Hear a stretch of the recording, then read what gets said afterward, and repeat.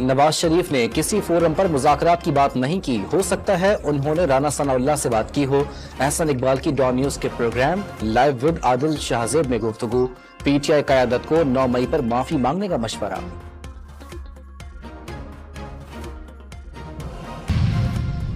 London میں نائب وزیر اعظم اسحاق ڈار کی برطانوی ہم منصب سے ملاقات، دو طرفہ تجارت اور سرمایہ کاری کو فروغ دینے پر تبادلہ خیال۔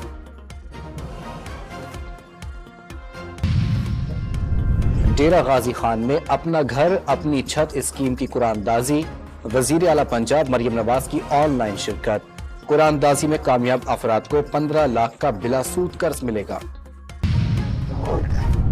گجرانوالہ کے اسکول میں 3 طالبات سے زیادتی کا انکشاف، میڈیکل ٹیسٹ میں زیادتی ثابت، پولیس نے استانی کے شوہر کو گرفتار کر لیا۔